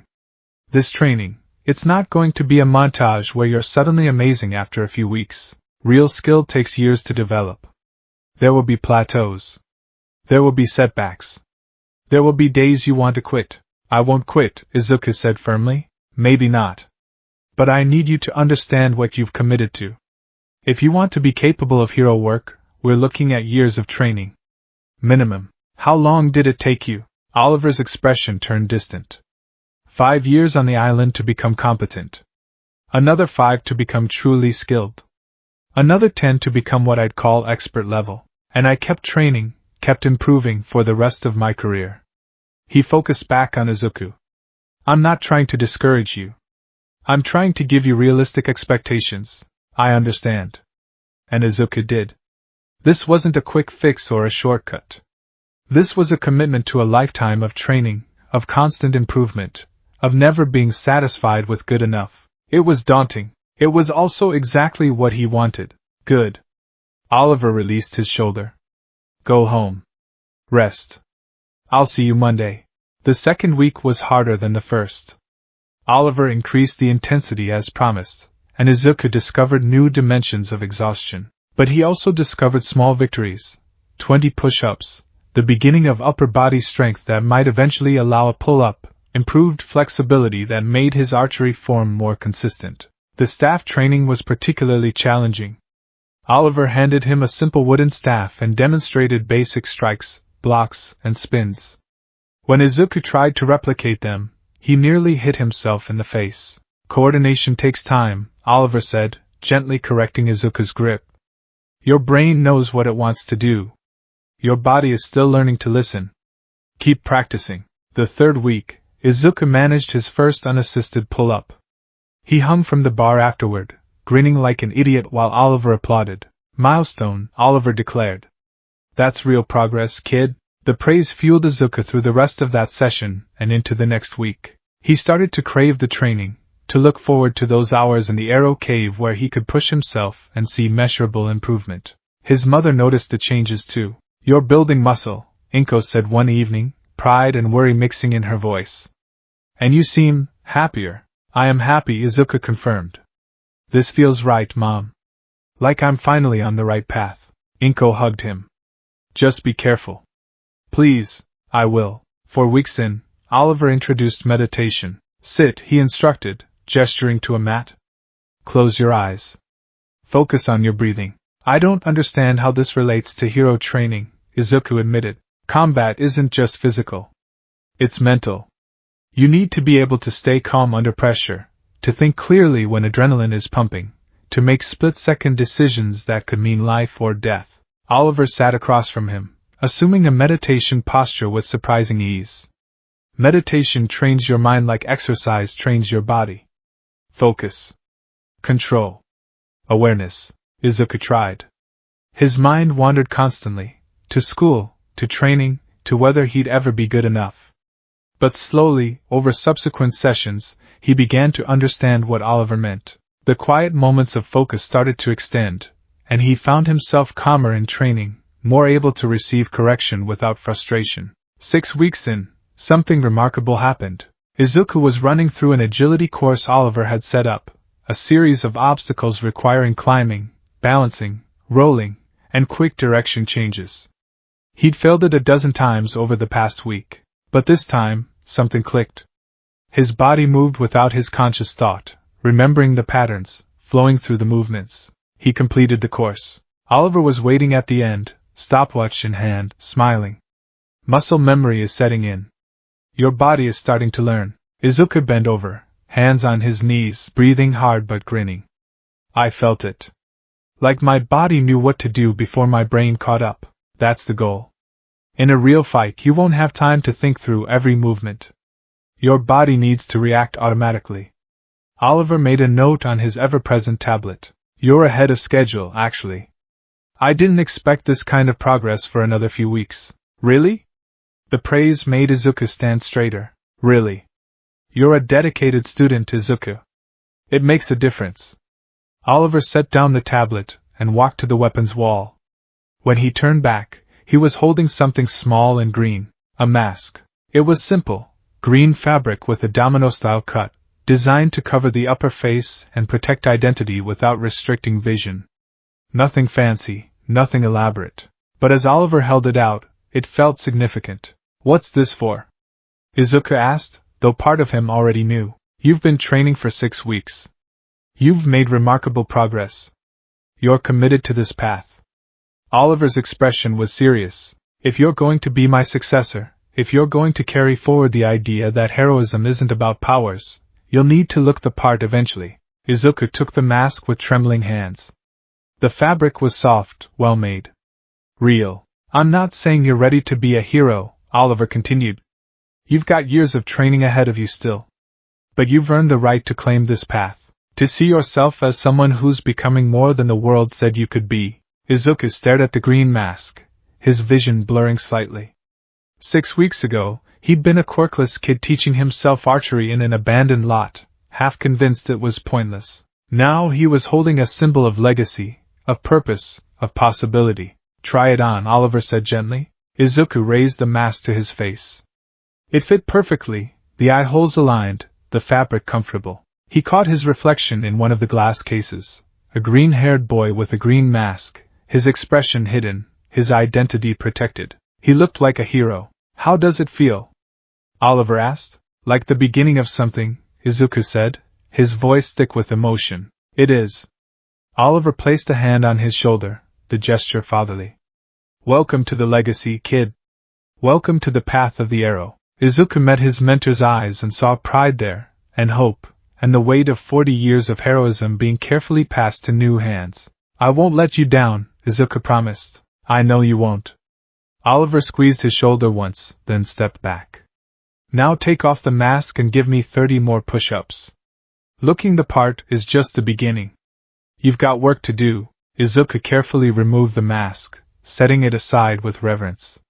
Then he dropped to the mat and began his push-ups, his muscles burning, his spirit soaring. In the corner, barely visible in the dim light, the glass case holding the original Green Arrow costume seemed to glow slightly, as if the old suit approved of its successor, as if the legacy recognized the one who would carry it forward. Oliver watched his student work, and for the first time in 15 years of retirement, he felt certain he made the right choice coming out of the shadows. The Green Arrow would live on. The training had truly begun. Month 3. Rain hammered against the warehouse roof, a steady percussion that had become familiar white noise during Izuku's training sessions. Below ground in the Arrow Cave, the sound was muted but present, a reminder of the world above while they worked in their underground sanctuary. Izuku stood at the 20-meter mark, bow raised, facing a series of targets that Oliver had arranged in a complex pattern. Some were stationary, some swayed slightly on motorized mounts, and one, The farthest was barely visible in the deliberately dim lighting Oliver had set up. Combat doesn't happen in ideal conditions, Oliver had explained when Izuku questioned the setup. You'll be shooting in rain, darkness, chaos.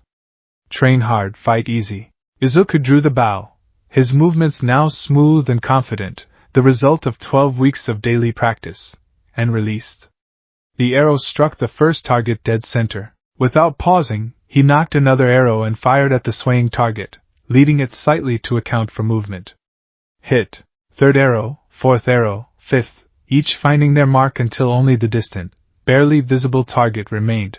He took a breath, let his analytical mind map the distance, account for the arrow drop, visualize the path. Released.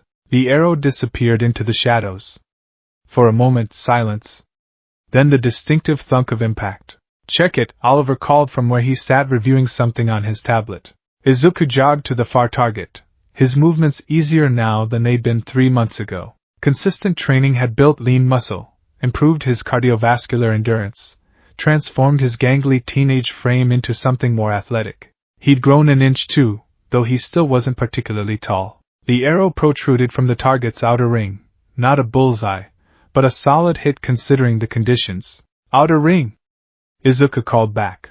Not bad. 3 months ago, you'd have missed entirely.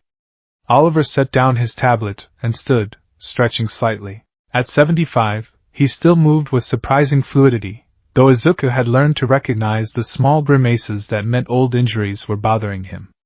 But we can do better. Again, but this time, I want you to shoot faster. In a real fight, you won't have time to analyze for 30 seconds before each shot. Izuku retrieved all the arrows and returned to his mark. This time, Oliver called out targets randomly. Left swaying target. Izuku pivoted and fired. Hit. Far target low. He adjusted his angle and released. Thunk. Close target, then middle, then right swaying, 3 arrows, 5 seconds. Izuku's hands moved almost automatically now, the muscle memory Oliver had promised finally developing. Knock, draw, aim, release. Knock, draw, aim, release. Knock, draw, aim, release. All 3 arrows struck their targets within the time limit. Better. Oliver's approval was measured but genuine. You're starting to trust your instincts instead of overthinking. That's progress. Izuku lowered his bow, breathing slightly elevated but controlled. It still doesn't feel fast enough. Real combat is faster than this, right? Much faster. But you're building the foundation. Speed without accuracy is worthless. Oliver gestured toward the workshop area of the Arrow Cave, a section filled with tools, materials, and various pieces of equipment in different states of assembly. Come on. Time to expand your education. The workshop was Izuku's favorite part of the cave, though he'd been forbidden from touching anything without supervision. It was organized chaos. Circuit boards and wiring on one bench, chemical compounds carefully labeled on shelves, mechanical components arranged with precise care. The walls held blueprints and schematics, some yellowed with age, others clearly recent. Oliver pulled out a stool for Izuku and retrieved a case from one of the locked cabinets. Inside were arrows, dozens of them, but these weren't the simple practice arrows Izuku had been using. Each was unique, modified, specialized. Trick arrows, Oliver said, his voice carrying a hint of nostalgia. The great equalizer. When you're fighting people who can shoot lasers from their eyes or punch through concrete, you need an edge. Technology and creativity become your superpowers. He selected an arrow with a bulbous head painted bright yellow. Flashbang arrow. Modified arrowhead contains a percussion-activated pyrotechnic charge. On impact, it produces a blinding light and deafening sound. Disorients targets, gives you tactical advantage. Next, he pulled out one with a dark gray head. Smoke arrow. Pressurized canister releases thick smoke on impact or on a timer. Provides cover, obscures enemy vision, or can be loaded with tear gas for crowd control, though I always hated using that one. Oliver went through the case methodically. Explosive arrows with carefully measured charges, net arrows that deployed webbing to entangle targets, grappling arrows with high tensile cable, foam arrows that expanded to trap or cushion, EMP arrows for disabling electronics, even an arrow with a small camera in the head for reconnaissance. Izuku's hand moved frantically across his notebook, sketching designs, noting mechanisms, his analytical mind already racing with possibilities. These are incredible, Izuku breathed, studying a particularly complex arrow with multiple deployment stages. The engineering alone. How do you account for the weight distribution? The arrow needs to fly true despite the modified head, but these are significantly heavier than standard arrows. Exactly the right question. Oliver smiled. The answer is careful calibration. Each trick arrow requires adjustments to your draw weight, angle, and release to compensate for its unique properties. You can't just fire them like regular arrows. Can I learn to make them? The question burst out before Izuku could contain his enthusiasm. That's why we're here. Oliver pulled out a different case, this one containing components and materials. Today, you're going to build your first trick arrow. We'll start simple, a net arrow. If you can master that, we'll move on to more complex designs. The next 2 hours were some of the most engaging of Izuku's life. Oliver walked him through the process step by step, selecting the right arrow shaft, calculating weight distribution, assembling the deployment mechanism, preparing and folding the net material, a lightweight but incredibly strong synthetic fiber, and installing the spring-loaded release trigger. Izuku's hands weren't as steady as Oliver's, and his first attempt at folding the net resulted in a tangled mess. But Oliver was patient, demonstrating again, offering corrections without judgment. Engineering is like combat, Oliver said as Izuku carefully reassembled the deployment mechanism for the 3rd time. Practice, repetition, learning from mistakes. The first arrow I ever built exploded in my hand. Learned a valuable lesson about checking my wiring that day. Did it hurt? Izuku asked, then immediately felt stupid for the obvious question. Like hell. Still have the scars. Oliver held up his left hand, and Izuku saw faint marks across the palm he'd never noticed before. But I learned, and I never made that mistake again. Pain is an excellent teacher, though I prefer you learn from my pain rather than your own when possible. Finally, after numerous adjustments and corrections, Izuku held a completed net arrow. It wasn't pretty. His assembly was clumsy compared to Oliver's sleek work, but it was functional. Now we test it, Oliver said, leading Izuku to the range. They set up a target dummy, and Izuku loaded his custom arrow with trembling hands. This wasn't just shooting anymore. This was technology he'd built, a tool he'd created. If it worked, it would prove he could be more than just an archer. He could be an innovator, an engineer, someone who used their mind as much as their body. He drew the bow, aimed, released. The arrow flew true. On impact with the dummy, the mechanism triggered. The net deployed, and immediately tangled on itself, only half opening before wrapping uselessly around the arrow's shaft. Izuku's shoulders slumped. Hey! Oliver's hand landed on his shoulder. What did I just tell you about learning from mistakes? You built your first trick arrow, and it partially deployed. That's not failure, that's data. Now you know the net needs to be folded differently, and the spring tension needs adjustment. So we'll fix it and try again. It's frustrating, Izuku admitted. I can see exactly how it's supposed to work in my head, but translating that to reality is harder than analysis alone. I know.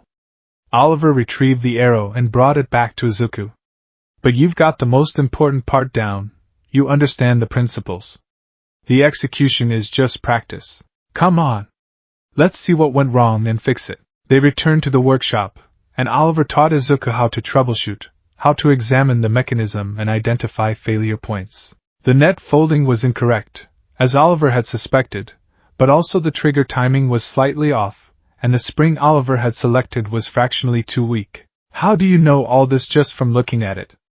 Izuku asked, amazed. 40 years of building these things. After a while, you develop instincts for it. Oliver made adjustments as he spoke, his weathered hands still deft and precise. But here's the secret, Izuku, your analytical mind gives you an advantage I didn't have at your age. You see systems and patterns. Once you learn the basic principles, you'll be able to design arrows I never thought of. You just need the foundational knowledge first. They rebuilt the arrow together, Oliver explaining each modification. This time, when they tested it, the net deployed perfectly, expanding and entangling the dummy in a web of strong fiber. Izuku shouted in triumph, actually jumping slightly, and Oliver laughed, a sound Izuku heard rarely but treasured. There it is. Your first successful trick arrow. Oliver clapped him on the back. How does it feel? Like I actually built something that works. Like I'm not just copying what you do, but creating something myself. Good. Because that's what this path requires, not just mimicking me, but becoming your own kind of hero. Oliver checked his watch. We're out of time for today, but next session, we'll start teaching you to shoot with trick arrows. Different weights, different trajectories, you'll need to learn each type's quirks. As Izuku packed his things, Oliver called out to him. Izuku? Take that arrow with you. Your first creation. You earned it. Izuku looked at the net arrow, at the tangible proof of his growing capabilities, and carefully placed it in his bag like the treasure it was. Month 4. The addition of parkour training nearly broke Izuku. Oliver had warned him it would be challenging, but intellectual understanding didn't prepare him for the physical reality of learning to move through three-dimensional space with speed and precision. Archers need mobility, Oliver explained as Izuku stared up at the obstacle course that had appeared in the arrow cave, a complex structure of platforms, bars, walls, and gaps at various heights. You can't always fight from a stationary position. You need to move, to use elevation, to navigate urban environments while maintaining shooting capability. I'm going to die, Izuku said, only half joking. Probably not. The mats are thick. Oliver's grin was slightly evil. Up you go. The first attempt was humiliating. Izuku made it approximately 15 feet before his grip failed, and he fell onto the mats below. The second attempt wasn't much better. By the 10th attempt, his hands were raw despite the gloves Oliver insisted he wear, and his muscles trembled with exhaustion. But slowly, session by session, he improved. The pull-ups he'd been doing for months paid off, giving him the upper body strength to pull himself onto platforms. The agility training helped him judge distances. The falling practice meant he could recover from mistakes without injury. A month into parkour training, something clicked, similar to when the agility course had suddenly made sense. Izuku found himself flowing through the obstacles, his body remembering the paths, his hands and feet finding purchase automatically. He completed the full course for the first time on a Wednesday evening, dropping from the final platform breathing hard but grinning. Oliver was waiting with water and an approving nod. Took me 3 months to get that course the first time I built something like it. You did it in 4 weeks. Really? Izuku drank deeply, his heart still pounding. Really? You're a natural athlete, kid. You just needed training to unlock it. Oliver gestured back toward the course. Now do it again, but this time, I want you to shoot targets while you move. That was significantly harder. Shooting while stationary was one thing. Shooting while hanging from a bar or balancing on a narrow beam was entirely different. But Oliver was relentless in his training, always pushing just beyond Izuku's current capabilities, always demanding more. Combat isn't convenient, Oliver reminded him when Izuku protested that shooting while doing a pull-up was impossible. Villains won't wait for you to find perfect shooting position. You need to be able to fire accurately from any position, any angle, while moving. So practice. Izuku practiced. The evening sessions took on a rhythm, conditioning, then archery, then parkour, then hand-to-hand combat practice, then cool-down and stretching. Oliver introduced new elements constantly. Shooting with his offhand, terrible at first, shooting while running, worse, shooting while hanging upside down, surprisingly easier than expected. The martial arts training evolved too. Basic self-defense gave way to more complex techniques. Strikes, throws, joint locks, ground fighting. Oliver's style was eclectic, drawing from various disciplines he'd learned over his 40-year career. I'm not teaching you a specific martial art, Oliver explained during a grappling session. I'm teaching you practical combat. Take what works, discard what doesn't, adapt to your strengths. You're never going to outpunch someone with a strength quirk, so we focus on technique, leverage, targeting weak points. They sparred regularly now. And while Izuku never won, he was losing less badly. He managed to land hits, to escape holds, to occasionally surprise his instructor with a clever application of something Oliver had taught him. You're thinking in combat, Oliver observed after Izuku used a feint to create an opening. That's your advantage. You analyze patterns, predict movements, adapt strategy. Someone stronger can be outmaneuvered by someone smarter. The praise fueled Izuku through increasingly difficult training. His notebooks were filling with observations, not just about heroes now, but about combat theory, movement patterns, tactical analysis. He started seeing the world differently, cataloging potential cover, elevation advantages, sight lines. His analytical mind, previously focused solely on quirks, had found a new application. One evening, after a particularly grueling session, Izuku and Oliver sat against the wall sharing water while Izuku's muscles recovered enough to attempt the journey home. "Can I ask you something?" Izuku ventured. "Shoot. What was it like? Fighting alongside the Justice League?" The question had been building for weeks. Oliver shared training knowledge freely, but he rarely spoke about his actual hero career. Oliver was quiet for a long moment, his expression distant. Terrifying. Humbling. Inspiring. All of it at once. "Tell me?" Izuku asked quietly. Oliver took a long drink of water, then settled back against the wall, his eyes unfocused as he looked into the past. "First time I worked with Superman, I was convinced I'd be useless. Here's this man who can move planets, and I'm showing up with a bow and arrow.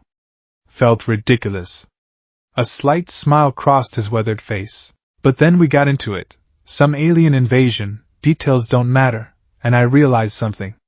Superman couldn't be everywhere at once. He was handling the big threats, the things only someone with his power could manage. But there were civilians trapped, tactical elements he couldn't address while fighting the main threat, support actions that needed someone who could think and adapt." "So you handled those," Izuku said. "Exactly. I evacuated civilians while he fought. I identified the alien technology's weak point and gave him the intel to exploit it. I provided covering fire when he needed a moment to recover." Oliver looked at Izuku. "Being a hero isn't about being the strongest or the flashiest. It's about seeing what needs to be done and doing it. I couldn't punch like Superman, but I could do things he couldn't. That made me valuable." "Did you ever feel inadequate?" Izuku asked. "Fighting alongside people with powers like that? Constantly." Oliver's honesty was stark. "Every single mission, there was a voice in my head saying I didn't belong, that I was out of my depth, that I'd get myself or others killed. But I showed up anyway, did the work anyway. Proved that voice wrong every time." "How did you deal with that voice?" "Acknowledged it, then ignored it." Oliver's smile was wry. "Fear is information, Izuku. It tells you that you're in danger, that you need to be careful, that the stakes are real. But it's not a decision maker. You feel the fear, you process it, and then you act anyway based on what needs to be done."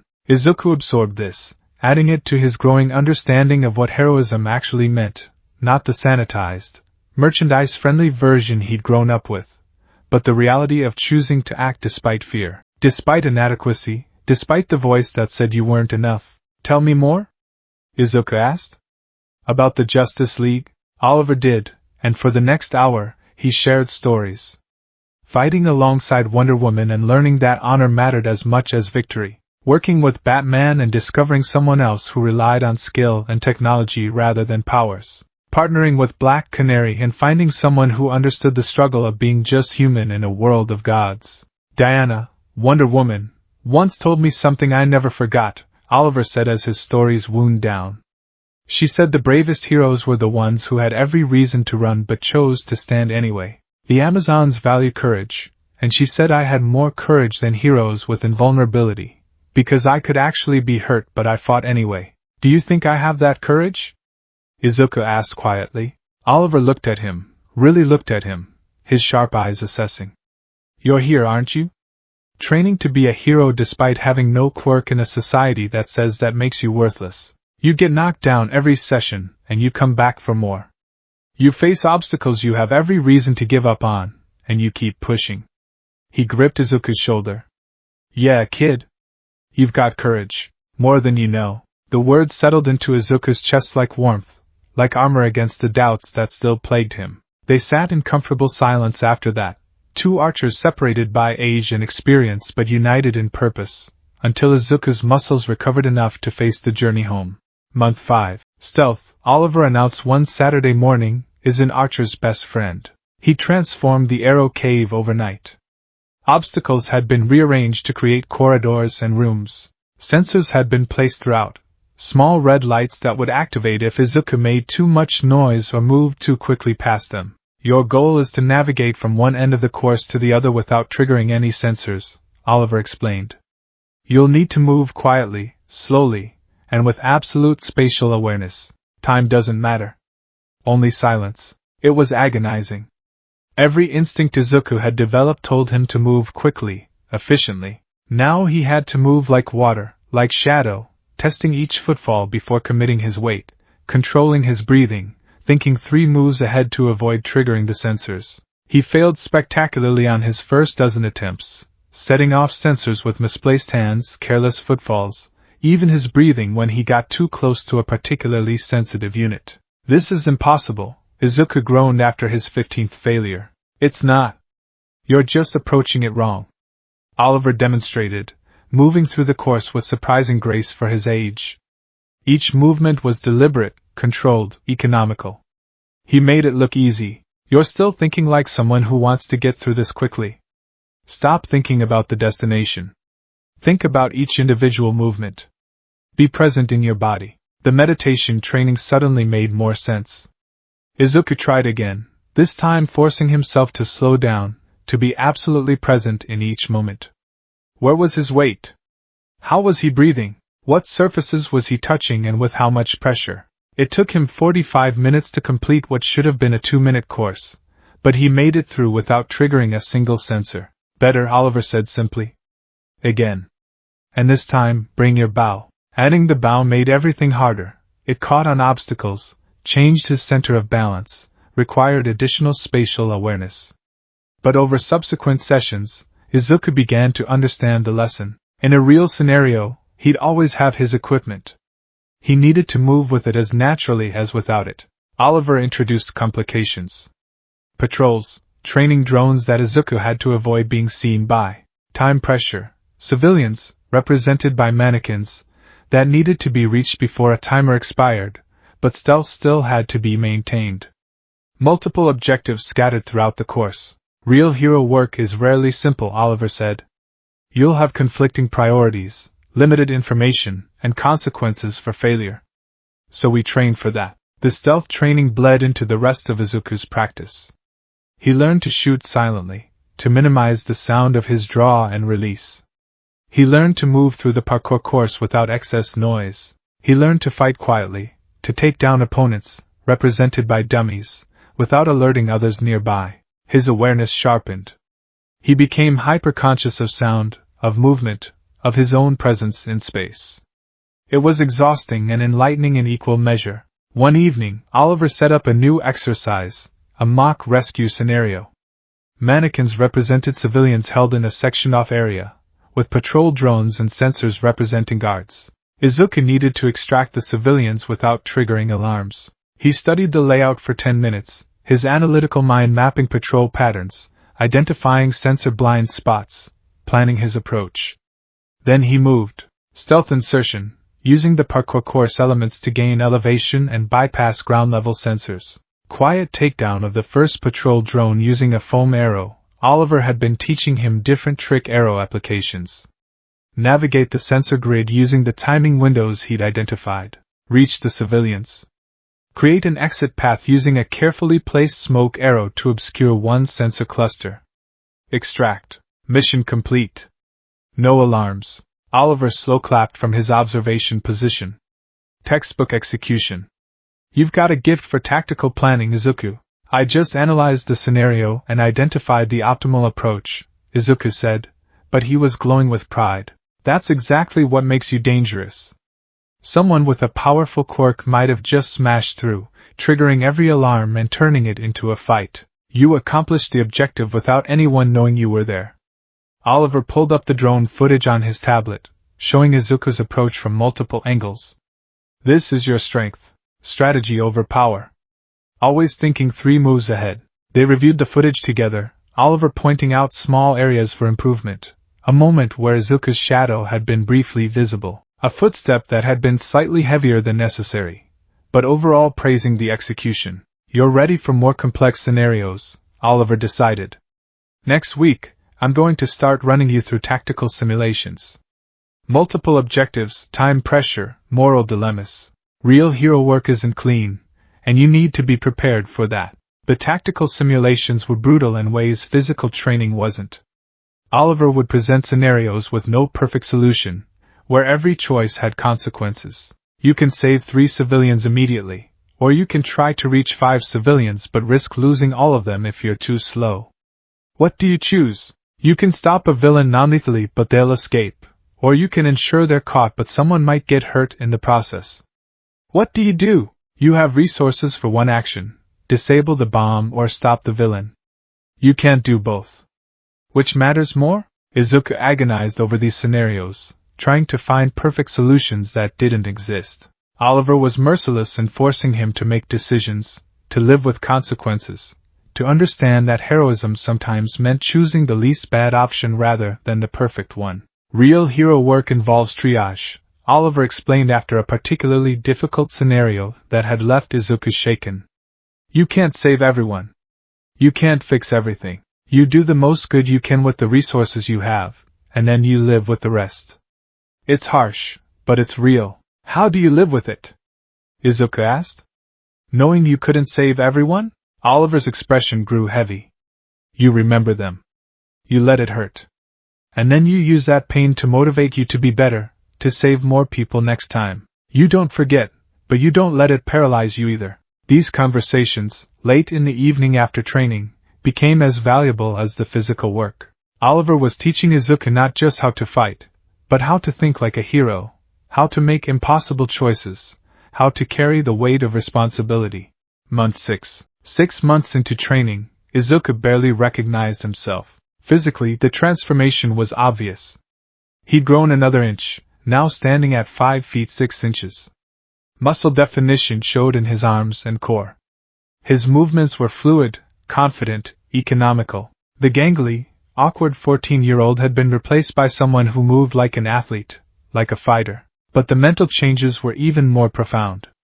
The world looked different through eyes trained to see tactically. Every space was potential battlefield or escape route. Every person's movements told a story. His analytical mind, previously focused on quirk documentation, now processed combat scenarios, tactical possibilities, strategic opportunities. His school notebooks were still filled with hero analysis, but now his observations were different. Instead of just documenting quirks, he noted tactical applications, potential counters, strategic implications.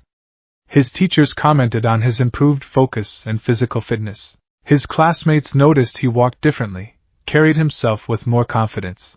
Bakugo noticed too. What's different about you, Deku? His childhood friend demanded one day after school, blocking Izuku's path. I don't know. You're different. Just growing up, Kaken, Izuku said calmly. 6 months ago, this confrontation would have made him anxious. Now he just felt aware. He catalogued Bakugo's stance, his tension, the obvious frustration in his body language. Not planning to fight, Izuku assessed, just confused and lashing out because of it. Don't give me that. Bakugo's hand sparked slightly, a tell that he was agitated. You're walking different. You're not flinching anymore. What changed? I found something I'm good at, Izuku answered honestly. That's all. Bakugo stared at him for a long moment, clearly wanting to push further but not quite sure how. Finally, he scoffed and walked away, leaving Izuku standing there realizing something profound. Bakugo's opinion didn't hurt anymore. The mockery that had once cut so deep now just didn't matter. That evening, Izuku arrived at the Arrow Cave to find Oliver waiting with an unusual setup. The training floor had been arranged like a small urban environment, building facades, street-level obstacles, elevation points. We've been training for 6 months, Oliver said without preamble. You've learned the basics of archery, combat, stealth, tactics. You've built your first trick arrows. You've completed complex scenarios. He gestured to the mock environment. Now it's time to put it all together. What kind of scenario? Izuku asked, already analyzing the layout. Full combat simulation. I've programmed the training drones with advanced AI. They'll actively hunt you, adapt to your tactics, coordinate with each other. Your objective is to eliminate all hostiles while protecting the civilian targets, and reaching the extraction point. Oliver held up a timer. You have 20 minutes. Failure conditions: you get hit 3 times, a civilian gets hit once, or time expires. Questions? How many hostiles? 10 drones, various configurations. Some range, some melee, some reconnaissance. You'll need to identify and prioritize threats. Izuku felt his heart rate elevate, not panic, but the controlled adrenaline response Oliver had trained him to recognize and use. He checked his quiver, a mix of standard arrows and the trick arrows he'd been building over the past months. Net arrows, flash arrows, smoke arrows, foam arrows. Each one he'd built himself, each one tested and refined. I'm ready, he said. Then begin. Oliver hit the timer, and the simulation activated. The first 30 seconds Izuku used for reconnaissance. He moved to elevation, using the parkour skills he'd developed to quickly scale a facade and gain a vantage point. From above, he spotted the civilian targets, 4 mannequins in a cluster near the center. The drones were spreading out in a search pattern. 10 hostiles, 4 civilians, 1 exit point, Izuku's mind catalogued. Drones will find civilians in approximately 90 seconds at current search speed. Can't fight all 10 at once, need to thin the numbers first. He identified an isolated drone and dropped from his perch, moving silently through the shadows. The stealth training paid off. He closed to close range undetected and eliminated the drone with a precisely placed standard arrow. 1 down. Movement to his left. Izuku rolled behind cover as a drone with ranged capabilities fired a tracking shot, harmless laser that would register a hit if it connected. He returned fire with a flash arrow. The detonation blinded the drone's sensors, and while it was disoriented, he finished it with a standard arrow. 2 down, but the flash had given away his position. 3 drones converged on his location. Can't fight 3 at once in close quarters, Izuku assessed. Need to separate or disable. He fired a smoke arrow at his own position, obscuring the area, then used the cover to relocate to elevation. The drones entered the smoke searching for him. From above, Izuku picked off 2 with careful shots before the third identified his position and opened fire. Izuku was already moving, parkour training allowing him to flow across the rooftops while maintaining shooting capability. He led the drone away from the civilian cluster, then used a net arrow to entangle it when it pursued around a corner. 5 down. 10 minutes elapsed. 5 drones remained, and they'd found the civilians. This is the critical moment, Izuku realized. They're using the civilians as bait, knowing I have to engage to protect them. He approached carefully, using every bit of stealth training to get close undetected. The drones were arranged in a defensive perimeter around the civilians. Direct assault would fail. He'd get hit before eliminating all 5. Need to create an opening. Multiple vectors of attack. Simultaneous threats they can't all address. Izuku set up 3 trick arrows at different positions, 1 foam arrow on a timer, 1 smoke arrow, 1 flash arrow. Then he positioned himself at a 4th location and waited for his mental countdown to reach 0. The arrows triggered simultaneously. Foam erupted from one direction, obscuring sensors and limiting movement. Smoke filled the area from another angle. The flash detonated from a 3rd vector. In the chaos, Izuku struck 4 precise shots in rapid succession, each finding a drone while their sensors were overwhelmed by multiple simultaneous inputs. 4 targets down. The last drone, an adaptive model, had positioned itself behind the civilians, using them as cover. Hostage scenario. Can't risk civilian casualties. Need perfect shot. Izuku circled, seeking an angle. The drone tracked him, moving to keep the civilians between them. 30 seconds left on the timer. It's anticipating standard attacks. Need to do something unexpected. Izuku fired at the ground near the drone. A ricochet shot, something Oliver had taught him but he'd rarely practiced. The arrow bounced at the calculated angle and struck the drone from below, where it hadn't anticipated attack. Final hostile eliminated. Izuku quickly moved to the civilians, checking them for hits, none, then extracted them to the designated exit point with 15 seconds to spare. The simulation ended. Silence filled the arrow cave. Then Oliver began to clap, genuine and enthusiastic. That, he said, approaching Izuku, was impressive. You adapted, you improvised, you used every skill I've taught you. The ricochet shot at the end. Where did that come from? You demonstrated it month 3, Izuku said, breathing hard from exertion and adrenaline. I've been practicing when I have extra time. Thought it might be useful. It was. You're thinking beyond what I explicitly teach, finding applications I haven't shown you.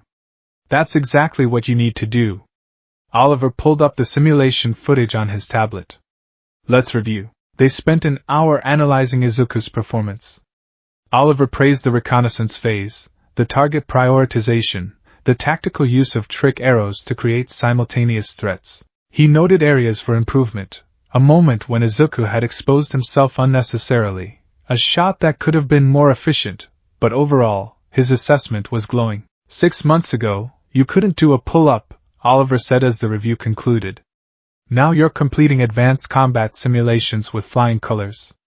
You've exceeded every benchmark I set. Pride swelled in Izuku's chest, but he kept his voice measured. Does that mean I'm ready? Ready for what? To be a hero. To go on patrol. To actually use this training. Oliver was quiet for a long moment, studying Izuku with those sharp, assessing eyes. You're ready for the next step. But understand, there are levels to this. You're not ready to fight high-level villains or handle S-class threats. But basic patrol? Stopping street-level crime? Helping people in immediate danger? He nodded slowly. Yes, I think you're ready for that. Izuku's heart soared. Really? Really? With supervision at first. We'll patrol together, and I'll observe how you handle real situations. But yeah, kid.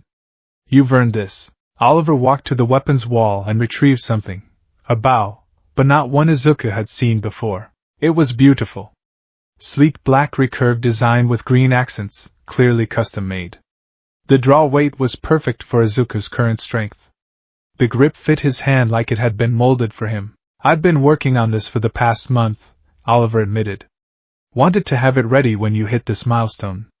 It's yours, your hero bow. Izuku took the weapon with trembling hands. It was perfectly balanced, professional grade, worlds beyond the beginner bow he bought 6 months ago. Oliver, I thank you. This is, you've earned it. A hero needs the right tools. Oliver smiled, and it reached his eyes. There's more. He led Izuku to a previously locked cabinet, and opened it, revealing a costume.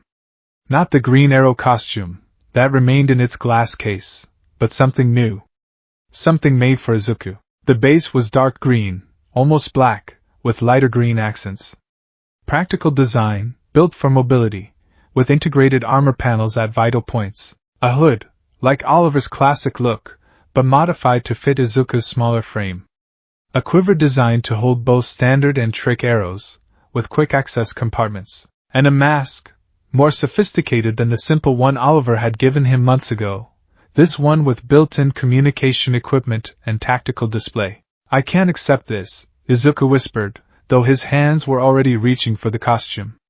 This must have cost. I've got more money than I know what to do with, and no one to leave it to, Oliver interrupted. Besides, I didn't do this for you. I did it for me. For the legacy. For the idea that heroism isn't about powers. His hand landed on Izuku's shoulder. You're my successor, Izuku. Really and truly. This costume symbolizes that. When you wear it, you're not just a kid training in a basement. You're an arrow. You're a hero. Izuku felt tears threaten and didn't try to stop them. 6 months ago, he'd been a quirkless kid with an impossible dream. Now he stood in an underground base holding a professional hero costume and bow, having just completed an advanced combat simulation, being told by a legendary hero that he was ready. I don't know what to say, Izuku managed. Say you'll honor the legacy. Say you'll use these skills to help people. Say you'll prove that heroism is about choice, not genetics. Oliver's grip tightened. Say you'll be the hero I know you can be. I will, Izuku promised, his voice thick with emotion. I swear I will. Then suit up. Let's see how it fits. The costume fit perfectly. Oliver had been taking measurements throughout their training without Izuku realizing. The material was flexible but protective, allowing full range of motion while providing crucial coverage. The hood settled comfortably, and the mask interfaced with his vision perfectly, providing subtle tactical information in his peripheral view. Izuku looked at himself in the full-length mirror Oliver had positioned nearby. The reflection showed someone he barely recognized, not the quirkless kid who'd been told he could never be a hero, but someone who looked like they belonged in the world of heroism. Someone capable, someone dangerous, someone who could make a difference. How does it feel? Oliver asked. Like becoming who I'm supposed to be, Izuku answered honestly. Oliver stood beside him, and for a moment, they looked at their reflections together, the old hero and the new, separated by age and experience but united in purpose. Next week, Oliver said, we patrol. Real patrol, out in the city. Are you ready? Izuku met his mentor's eyes in the mirror, saw the pride and hope and carefully hidden fear there. Oliver was trusting him with this, with the legacy, with the responsibility of proving that quirkless heroes could still matter. I'm ready, Izuku said, and meant it with every fiber of his being. The training had been long and brutal and transformative. But now, finally, it was time to put that training to use. Time to be a hero. Later that evening, after Izuku had reluctantly changed back into civilian clothes and headed home, taking his bow and costume with him, hidden in a gym bag, Oliver remained in the Arrow Cave. He stood before the glass case containing his original Green Arrow costume, his reflection ghostly in the protective glass. I think he's going to be okay, Oliver said to the empty air, to his younger self, to the ghosts of partners and friends long gone. Better than okay. He's going to be extraordinary. The costume offered no response, but Oliver felt certainty settle in his bones. Training Izuku Midoriya had been the right choice. Passing the legacy had been right. For the first time in 15 years of retirement, Oliver felt like he'd done something that truly mattered. He turned off the lights and took the elevator up, leaving the Arrow Cave dark and silent, but not empty. Never empty again. The legacy lived on.